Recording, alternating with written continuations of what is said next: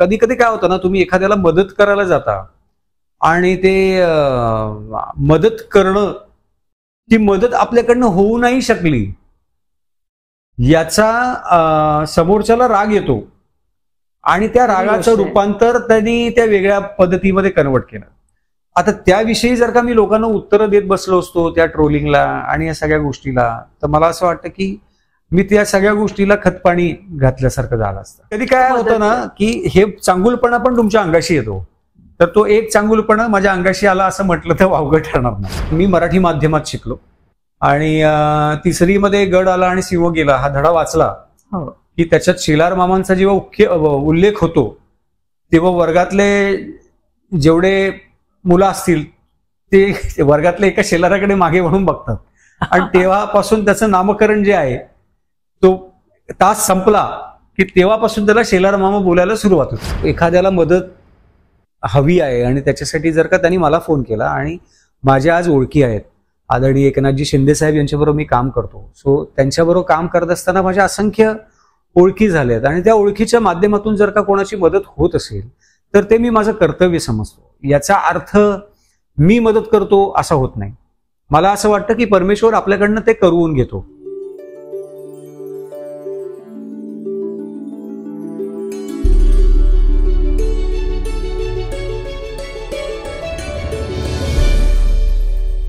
नमस्कार मंडळी, आज एक अशी व्यक्ती आपल्याला भेटायला आलेली आहे जी पूर्वी राजकारण्यांचे पोस्टर चिकटवत होती. आज ती व्यक्ती मंत्र्यांची सचिव झालेली आहे. आज आपल्याला भेटीला आलेला आहे सुशांत शेलार. वेलकम सुशांत. नमस्कार. तर सगळ्यात अगदी पहिला ढोबळ प्रश्न विचारते, ऍक्टिंग या क्षेत्रात कसा आलास? तर 1992 साली मी पहिलं व्यावसायिक नाटक केलं बालकलाकार म्हणून. मी 12 वर्षाचा होतो तेव्हा. देखणी बायको दुसऱ्याची, बाहुली प्रोडक्शन, उदय धुरत त्याचे निर्माते होते आणि अशोक पाटोडे लिखित दिग्दर्शित ते नाटक होतं. आणि आशालता बाबगावकर, विजय चव्हाण, रेखाराव, प्रदीप कबरे यांच्यासोबत मी बालकलाकार म्हणून त्या नाटकात पहिली भूमिका केली. त्यानंतर पुढे तुझा प्रवास कसा सुरू झाला? सवत माझी लाडकी पहिला सिनेमा केला स्मिता तळवळकरांचा बालकलाकार म्हणून. त्याच्यानंतर मग एन्काउंटर नावाची हिंदी फिल्म केली जेव्हा मी एक साधारणतः 17-18 वर्षाचा होतो, अजय फणसेकरांची. मग सिरियलकडे वळलो ॲज अन ऍक्टर म्हणून. बऱ्याचशा फिल्म्स माझ्या म्हणजे पिकनिक फिल्मसाठी मला अवॉर्ड मिळालं बेस्ट सपोर्टिंग ऍक्टर. त्याच्यानंतर प्रतिबिंब नावाची फिल्म केली, ब्लाइंड गेम नावाची फिल्म केली. मग बऱ्याचशा जवळजवळ एक 50च्या पेक्षा जास्त फिल्म ॲज अन ऍक्टर म्हणून केल्या. सिरियल्स मध्ये गोजीरवाण्या घरात, आभा माया, इंद्रधनुष्य, अग्निशिखा, नायक अशा बऱ्याचशा सिरियल्स, जवळजवळ एक 45 सिरियल्स केल्या, 10-12 नाटकं केली ॲज अन ऍक्टर म्हणून. तुझ्या फॅमिलीमध्ये कोणी या क्षेत्रातलं होतं का? माझे आजोबा हौशी नाटकात काम करायचे. माझे आजोबा टेलिकॉम फॅक्टरीमध्ये कामाला होते आणि त्यांची हौशी नाट्य संस्था होती नवभारत कला मंदिर, लालबागच्या हाजी कासम मध्ये ते राहायला आणि तिथेच त्यांचे ते नवभारत कला मंदिरचं त्यांनी एक सगळं हे गोळा केलं होतं. पण अनफॉर्च्युनेटली मी 2 वर्षाचा असताना ते वारले. तर माझ्या आईची इच्छा होती की मी या क्षेत्रात काहीतरी करावं आणि मला असं वाटतं की ते आजोबांचं कुठेतरी एक इच्छा अपुरी राहिली होती. झालेले असतात. ती अपुरी पण राहिली होती त्यांची इच्छा, तर ती ह्या निमित्ताने पूर्ण झाली असं म्हणता येईल.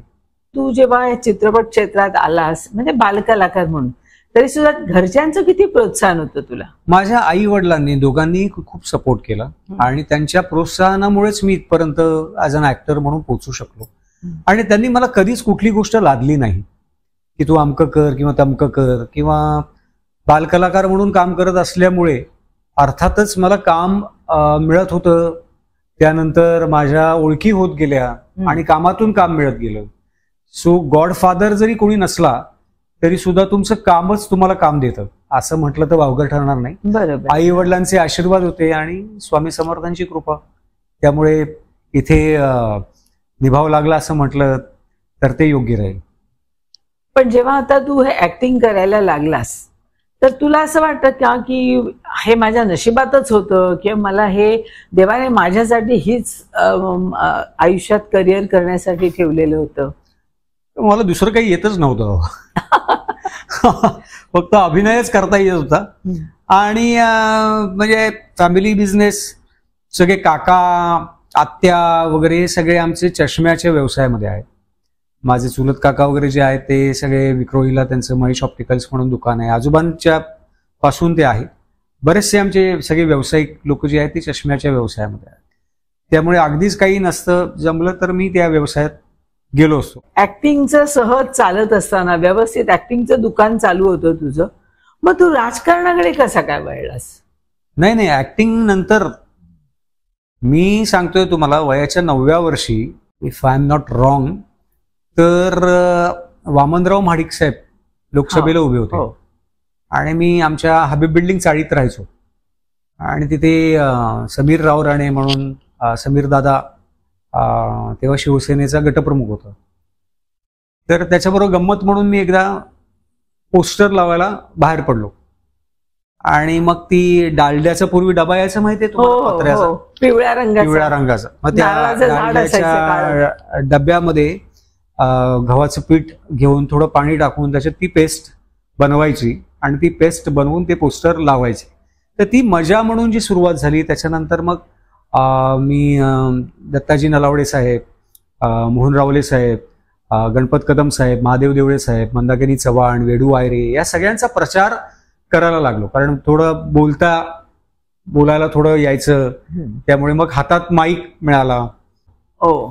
सो आधी मी वयाच्या 10व्या वर्षी आदरणीय हिंदू हृदय सम्राट शिवसेना प्रमुख बाळासाहेब ठाकरे साहेब यांची भेट वयाच्या 10व्या वर्षी झाली. म्हणजे मला जेव्हा दादासाहेब आणि नलावडे साहेब जेव्हा मातोश्रीवरती घेऊन गेले तेव्हा मासाहेबांनी माझं औक्षण केलं. बाळासाहेबांनी मला शाबासकी दिली कारण मी अगदीच 10 वर्षाचा होतो आणि हा प्रचार करतो सांगितल्यानंतर त्यांना खूप कौतुक वाटलं. सो हा सगळा जो आहे तो आधी प्रवास सुरू झाला. अर्थात शाळेतून वेशभूषा स्पर्धा आणि या सगळ्या गोष्टी करत होतो, पण हा प्रवास आधी झाला आणि नंतर मग 12व्या वर्षापासून मी व्यावसायिक रंगभूमीवरती ॲज अन ऍक्टर म्हणून काम करायला लागलो. तुझ्याबद्दल खूप असं बोललं जातं की कोणाला काही मदत हवी असेल तर सुशांतकडे जा, आपलं काम होणार आहे. हे जितकं लोक तुझ्याबद्दल बोलतात तितकं तुझ्याबद्दल हेही बोलतात तो खूप उर्मट आहे, तो खूप घमेंडी आहे. तर हे असं जे कॉन्ट्राडिक्शन आहे त्याच्याबद्दल तुला काय म्हणायचंय? नाही बघा, मदत करणं आणि या सगळ्या गोष्टी ह्या परमेश्वराच्या हातात असतात मला असं वाटतं. We are a mediator. म्हणजे आपण कोणीच नसतो. जे काय करतो तो हा परमेश्वर करतो आणि आपण त्याचे माध्यम आहोत. सो एखाद्याला मदत हवी आहे आणि त्याच्यासाठी जर का त्यांनी मला फोन केला आणि माझ्या आज ओळखी आहेत, आदरणीय एकनाथजी शिंदे साहेब यांच्याबरोबर मी काम करतो. सो त्यांच्याबरोबर काम करत असताना माझ्या असंख्य ओळखी झाल्यात आणि त्या ओळखीच्या माध्यमातून जर का कोणाची मदत होत असेल तर ते मी माझं कर्तव्य समजतो. याचा अर्थ मी मदत करतो असा होत नाही. मला असं वाटतं की परमेश्वर आपल्याकडनं ते करून घेतो. आणि उर्मट म्हणायचं झालं तर मी थोडा विरोधाभास आहे.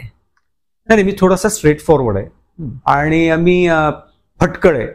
आणि जी लोक मला ओळखतात, जी लोक माझ्या संपर्कात येतात किंवा माझ्याशी बोलतात त्यांना सुशांत शिलर कळू शकतो. पण जे नुसते फक्त बघतात त्यांना मी घमेंडी वाटू शकतो, त्यांना मी ऍटिट्यूड वाला वाटू शकतो, त्यांना मी अरोगंट वाटू शकतो. सो आता ज्यांना जे जे वाटतंय आपण काय नाही करू शकतो. पण जी लोक संपर्कात आहेत, जी लोक ज्यांचे माझ्याशी संबंध आहेत, जे लोक मला ओळखतात ते लोक माझ्याविषयी असं नाही बोलत. तुझा मित्रपरिवार पण खूप आहे आणि त्यांच्या सहयोगाने म्हण किंवा तुझी इच्छा इतरांसाठी तू चिरायू नावाचा एक कार्यक्रम करतोस, नवरात्रीमध्ये पण काहीतरी कार्यक्रम करतो. तर चिरायूची कल्पना कशी काय आली? इतकी सुंदर आहे. आपण न्यू इयर जोरदार सेलिब्रेट करतो सगळेजण, पण तू हे चिरायू म्हणून गुढीपाडव्याचं सुरू केलंस, तो खूप सुंदर उपक्रम आहे. तर त्याच्याविषयी थोडंसं. संकल्पना ही माझी नाही आहे. ही संकल्पना विनय आपटेजी, मंगेश कुलकर्णी सर, त्यानंतर नाना पाटेकर सर, प्रदीप मुळे, ह्या सगळ्या लोकांनी जवळजवळ मला वाटतं 85 ते 90च्या दरम्यान ही सुरू केली. 90च्या दशकात सुरू केली असं म्हटलं तर वावगं ठरणार नाही. कारण त्यावेळेला ना असं गेट टुगेदर किंवा आपलं जे सिनेमाचं आता जे हे होतं ना, आपण प्रमोशन करतो किंवा प्रीमियरला लोकांना बोलवतो किंवा audio launch, video launch, teaser launch, ह्या सगळ्या गोष्टी नव्हत्या.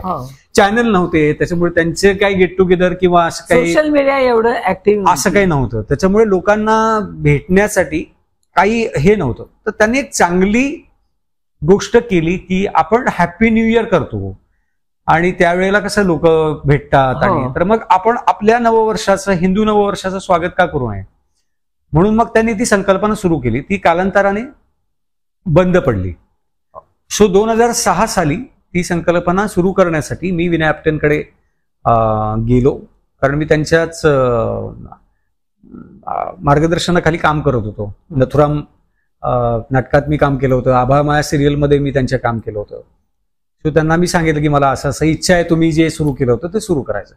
तर 2006ला 1 वर्ष झालं, त्याच्यानंतर परत ते 2 वर्ष बंद पडलं आणि नंतर मग 2009 साली मी ते पुन्हा 1 हँडेडली करायला सुरुवात केली.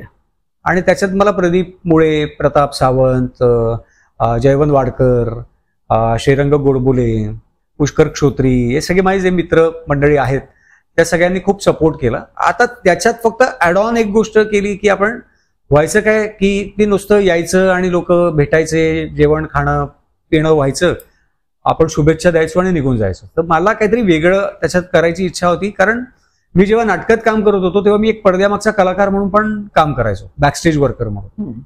म्हणजे मी प्रॉपर्टी लावायचं पण काम केलेलं आहे. तर ते सगळी जाण होती किंवा त्याविषयी थोडीशी एक म्हणतात ना, त्यांच्याविषयी थोडीशी एक आपुलकी होती. तर त्यांच्यासाठी काहीतरी करावं असा एक हेतू होता. म्हणून मग चिरायूमध्ये 2009 पासून आपण रंगकर्मी पुरस्कार द्यायला सुरुवात केली आणि आपण पडद्यामागच्या कलाकारांना 5 ते 6 पडद्यामागच्या कलाकारांना ज्यांनी इतकी वर्ष त्यांचं योगदान दिलंय अशा लोकांना पुरस्कार देतो आणि त्यांचा गौरव करतो. चिरायूमध्ये आपण पर्यावरण स्नेही पुरस्कार सुरू केला, जो आपल्याला महाराष्ट्र प्रदूषण नियंत्रण मंडळाने त्याच्यासाठी खूप सहकार्य केलं आणि तो मागच्या वर्षी आपण मकरंद अनासपुरे यांना प्रदान केला. त्याचबरोबर आपण जी गुढी उभारली जाते ती गोधडीची गुढी असते, मग त्याच्यात सुमित पाटील नावाचा जो आपला कला दिग्दर्शक आहे तो खूप मदत करतो. आपली जी दिव्यांग मुलं आहेत ते त्याच्यात सहभाग घेतात, दृष्टीहीन असतील किंवा गतिमंद असतील, दिव्यांग जे आहेत ते लोक ह्या सगळ्यामध्ये सहभागी होतात. म्हणजे मी तुम्हाला सांगतो की त्या काही थर्ड जेंडर ज्या आहेत त्या पण एका ह्याच्यामध्ये त्यांनी गुढी बनवली होती. अरे वा. सो या सगळ्यांचा सहभाग असेल तर मला असं वाटतं आपण सुद्धा एक काहीतरी एक सामाजिक भान ठेवल्याचं एक सॅटिस्फॅक्शन लोकांना दाखवण्यापेक्षा आपल्याला समाधान मिळालं पाहिजे, त्याच्यासाठी मी काम करतो. बरोबर. पण ह्याच्या बरोबरीने अजून कुठले उपक्रम चालू केले? शेलार मामा फाउंडेशन नावाचं एक ऑर्गनायझेशन आपण सुरू केलं. शेलार मामा हे नाव ठेवण्यामागचं कारण असं, कारण मी मराठी माध्यमात शिकलो आणि 3री मध्ये गड आला आणि सिंह गेला हा धडा वाचला की त्याच्यात शेलार मामांचा जेव्हा उल्लेख होतो तेव्हा वर्गातले जेवढे मुलं असतील ते वर्गातल्या एका शेलाराकडे मागे वळून बघतात आणि तेव्हापासून त्याचं नामकरण जे आहे तो तास संपला की तेव्हापासून त्याला शेलार मामा बोलायला सुरुवात होते. आणि हाच म्हणजे प्रत्येक शेलारांच्या बाबतीत होतं. आणि माझ्या वडिलांना पण शेलार मामा म्हणायचे आमच्या विभागामध्ये, आणि ती कुठेतरी जाण ठेवावी आणि एक ऐतिहासिक आपल्याला कुठेतरी हे राहिली पाहिजे, भान राहिलं पाहिजे की आपल्याला कुणीतरी इतिहासामध्ये आपले कोणीतरी पूर्वज होते त्यांनी एक शौर्य करून ठेवलंय आणि कालांतराने ते आपल्याला सुद्धा त्यांच्या शौर्यामुळे आपल्याला सुद्धा संबोधलं जातं. म्हणून शेलार मामा फाउंडेशनची स्थापना केली. आमच्या विभागातल्या मुलांना, माझ्या बिल्डिंग मधल्या मुलांना कबड्डीचं खूप वेळ आहे आणि त्यांना कबड्डीचे सामने भरवायचे होते, म्हणून 2017ला त्याची स्थापना केली. आणि मग कबड्डीचे सामने असतील, दहीहंडी महोत्सव असेल, त्यानंतर रक्तदान शिबिर असेल किंवा कॅन्सर चिकित्सा शिबिर असेल, आरोग्य शिबिर असेल. आता आपण चैत्र नवरात्र उत्सव एकनाथजी शिंदे साहेब यांच्या मार्गदर्शनाखाली मुंबईत व्हायचा नाही, ठाण्यात व्हायचा, नवचंडी याग आणि चैत्र नवरात्र उत्सव. तर तो गेली 2 वर्ष आपण मुंबईमध्ये लोअर परेलला सुरू केला आणि त्याच्यामध्ये विविध कार्यक्रम होतात. म्हणजे 10 दिवस सांस्कृतिक कार्यक्रम असतात ती गोष्ट वेगळी, पण तुम्ही कुंकुमार्चन असेल किंवा नवचंडी याग 9 दिवस असेल किंवा आरोग्य शिबिर असेल, महिलांसाठीच्या क्रीडा स्पर्धा असतील, कारण महिलांना तशा पद्धतीचं आता पूर्वीसारखं व्यासपीठ मिळत नाही, तर त्यांना विरंगुळा मिळण्यासाठी या सगळ्या गोष्टी मी आणि माझ्या बरोबरीनं माझी पत्नी साक्षी ही सहभागी होऊन या सगळ्या गोष्टी करत असते. ही जी आपली संस्कृती आहे ही आजही जिवंत ठेवली आहे ती लालबाग परेल ह्या एरियातल्या लोकांमध्ये. कारण बाकीच्या ठिकाणी शिवाजी पार्कही बदलत चाललंय, सगळ्या एरिया इतक्या बदलत चाललंय, पार्ला बदलत चाललंय, परंतु ही आपली जी संस्कृती आहे ना आजही लालबाग परेल एरियामध्ये जिवंत आहे. आपण जर बघितलं तर लालबाग, परळ, लोअर परळ, करी रोड, भिलाई रोड, वरळी, त्याच्यानंतर तुम्ही आमच्या इथे गेला तर भोईवाडा असेल, भायखळा, कॉटन ग्रीन आहे, त्यानंतर भायखळा आहे, शिवडी आहे, म्हणजे असे जो पूर्ण माझगाव आहे, गिरगाव पर्यंत तुम्ही जर का गेलात तर अजून पण ती चाळी आहेत, ती सगळी संस्कृती आहे आणि ती सगळी मजा आहे. आता बघा कसं आहे की शिवाजी पार्क सुद्धा अजूनपर्यंत आपला थोडी भारतीय संस्कृती आहे, आपली ठेवून आहे. त्याच्यामुळे मला असं वाटतं कॉलनी, आपली मराठी लोक आहेत, आपली हिंदू लोक आहेत आणि ही संस्कृती परंपरा याचं जतन करणं हे आपलं कर्तव्य आहे. आपण पुढच्या पिढीला काय देणार आहोत, हा वारसाच देणार आहोत. बरोबर. सो हा वारसा देणं मला असं वाटतं माझ्या आई वडिलांकडून माझ्याकडे आला, तो मी माझ्या मुलीकडे दिला, तो पुढे असा पुढे जात राहिला पाहिजे. साक्षीचा आणि तुझा विवाह लव्ह मॅरेज होतं का कसा होता? अर्थात लव्ह मॅरेज. कुठे भेटली तुला? आणि ती आमचं कीर्ती कॉलेजमध्ये शूटिंग होतं सिरियलचं, सो तिथे आमची भेट झाली, भेटीचं रूपांतर नंतर मैत्रीत झालं. आणि नंतर मग असं जेव्हा वाटलं की शी इज द वन, त्यावेळेला तिला मागणी घातली, तिने वेळ घेतला, मग हो म्हणाली, मग घरच्यांच्या संमतीनं आमचं लग्न झालं. आता तुझं अभिनय क्षेत्र आणि समाजकारण या सर्व गोष्टींमध्ये तू तिला वेळ देऊ शकतो का? मी तिला वेळ देण्यापेक्षा ती मला वेळ देण्यासाठी तिने आता सध्या सुट्टी घेतली आहे, कारण तिने आधी काय करते? जर्नालिझम केलं. ओके. ती बरीच वर्ष एका वृत्तवाहिनीची निवेदिका होती, न्यूज रीडर होती. त्यानंतर तिने बॅक ऑफिस पण न्यूज चॅनलचं पाहिलं, प्रोड्युसर म्हणून. त्यानंतर एका वाहिनीची ती प्रोग्रामिंगच्या टीम मध्ये होती, एका प्रथित यश वाहिनीची. त्याच्यानंतर ती त्याच वाहिनीमध्ये SNP डिपार्टमेंट मध्ये पण तिने जवळजवळ 5-6 वर्षपेक्षा जास्त वेळ काम पाहिलं.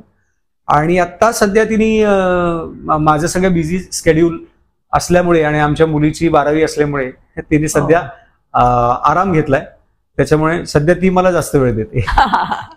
तू तिला वेळ देणं काय तिने तुला दिलं काय एकच आहे ना, जेणेकरून. नाही, पण आय एम फॅमिली पर्सन आणि मला आवडतं घरी किती वेळ देतो यापेक्षा जेव्हा जातो. राजकारणाची कितीशी आवड आहे?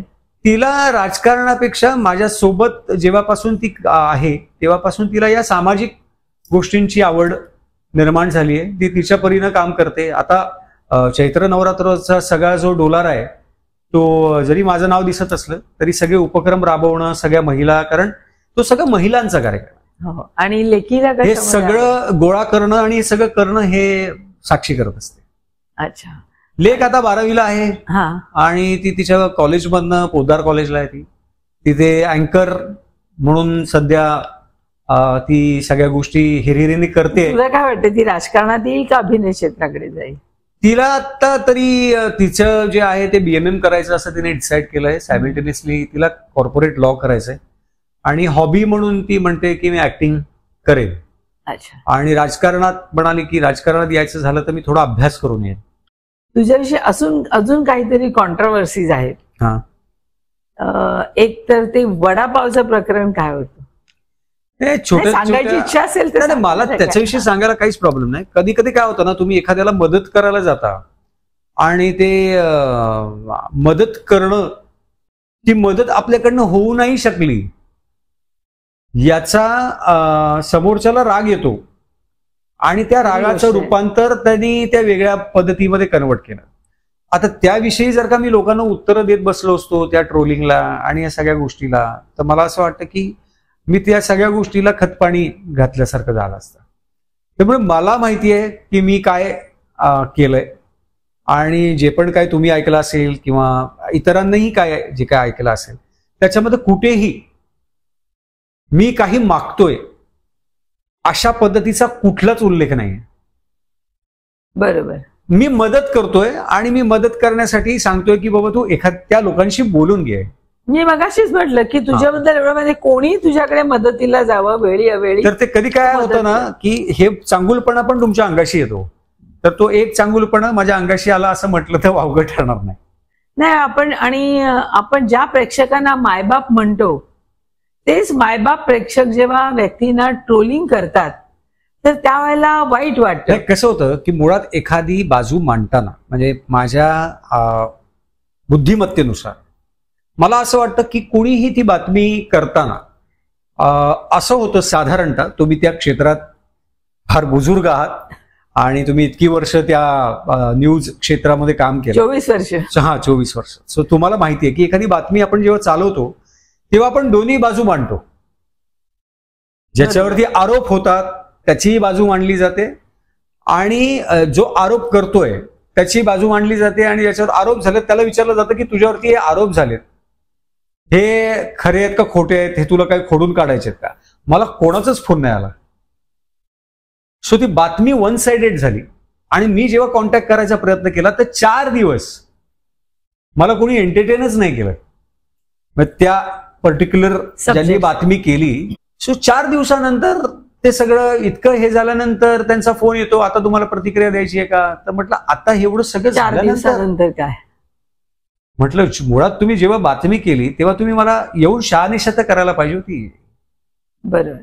आणि मग मला असं वाटतं की हितचिंतक खूप असतात. नाही हा विषय झाला, पण अनेक इतर विषयांवर सुद्धा ट्रोलिंग, एकंदरीत ट्रोलिंग याविषयी काय म्हणायचंय? मला नाही वाटत त्यांना इतकं महत्व. फालतू गोष्टींवरती ट्रोल केलं जातं, कपडे घालावरून ट्रोल केलं जातं एखाद्या व्यक्ती. तुम्हाला सांगतो, माझ्याकडे येऊन त्या दहीहंडी महोत्सवाला आमच्या सगळ्या इकडच्या तरुण पिढी, सगळ्या तरुण मुलांची इच्छा होती की आम्हाला गौतमी पाटीलचा परफॉर्मन्स बघायचा आहे. तर त्या आपण या कलाक्षेत्रात आहोत, आपल्या ओळखी आहेत. मी आपला एक फोन लावला आणि झाला, ती म्हणाली अरे दादानी बोलवलंय जाऊया, कारण मी पण कलाकार आहे, ती पण कलाकार. सो ती आली बिचारी बहिणीसारखी, तिने येऊन परफॉर्मन्स केला. आता त्याच्यात खूप लोकांनी ते शेअर केलं, लाईक केलं. त्याच्यात काही लोकांचे असे ट्रोल आहेत म्हणजे केलंय की यापेक्षा बायकोला आणि मुलीला नाचवायचं. ह्याला काय बोलणार तुम्ही? म्हणजे आता विकृती आहे. परवा अजित पवार आणि त्यांची मीटिंग होती तेव्हा त्यांच्यातलीच एक कार्यकर्ती होती, तिने सुंदर लावणी केली, जाऊ द्या ना घरी. त्याला किती ट्रोल केले लोकांनी, किती, एवढं की त्यांना काढून टाका पक्षातून पर्यंत लोक. अरे तुम्हीच सांगताय आपल्यातल्या कोण कलाकार आहेत त्यांनी आपली कला सादर करा म्हणून त्या ज्या कार्यकर्त्या होत्या त्यांनी डान्स तर करमणुकीसाठी भेटल्यात केलंय. त्याच्यात काय वावगं होतं काही कळत नाही. पण लोकांना काय ना हातात साधन मिळालंय, टाइमपास काही नाहीये. कोणालाही शिव्या घाला, हो कोणालाही ट्रोल करा. एक विकृती आणि मिळालंय मोबाईल, एक विकृत सॅटिस्फॅक्शन. त्याचं कसं आहे, आपण मोठे होऊ शकत नाही ना, पण जो मोठा झालाय ना त्याची कुठे मारायची तर सोशल मीडियावरती. आणि याच्यासाठी पेड आहेत लोक, आमचे विरोधक जे आहेत त्यांनी तर पेड लोक ठेवली आहेत. त्याच्यावर पण किती बोलतात हो काय. म्हणजे आता ही गौतमी पाटील होती म्हणून मी स्वतः कित्येक पार्टीना गेलेत, म्हणजे हाय सोसायटीच्या पार्टीज आहेत, आणि तिथे कोणीतरी लावणी डान्स करणारी बोलवलेली आहे. मी स्वतः पाहिलेलं डान्स करताना, आणि सर्व व्यवस्थित छान डान्स करत होती, सगळ्यांनी अप्रिशिएट केलं. ती सगळ्यांना इनफॅक्ट मध्ये घेत होती डान्स करायला, सगळ्यांच्या बरोबरीने डान्स करत होती. त्याच्यात कुठेही वल्गॅरिटी नव्हती, काही नव्हतं. तर फक्त गौतमी पाटीलचं नाव आल्यामुळे तेवढं जास्ती झालं असावं मला असं वाटतं. तीच लोक आवडीनं बघायला आली होती. आणि काय म्हणजे ती ज्या पद्धतीने महाराष्ट्रात इतर ठिकाणी ज्या पद्धतीने परफॉर्म करते तसाच येऊन माझ्या इकडे तिने सादरीकरण केलं. आणि त्याच्याविषयी अशा पद्धतीची कमेंट आली. मग मी ते म्हटलं की हे मला वाटतं ह्याच्यावरती उत्तर देण्यासाठी आपल्याकडे वेळ नाही. त्यांना जर 1-4 दिवसासाठी ते पैसे मिळत आहेत तर त्यांनी काय हे करू नये. पैसे फुकट नाही देत ना तुम्ही. आम्ही आमची कला सादर करतो आणि त्याचे पैसे आम्ही हक्काने घेतो. सुशांत, खूप मजा येते, छान गप्पा चालल्यात आणि एक एक अंतरंग तुझे उलगडले जात आहेत. तर मला असं वाटतं आता थोडासा ब्रेक घेऊया आणि पुढच्या गप्पा आता त्यांना पुढच्या शुक्रवारी ऐकू दे.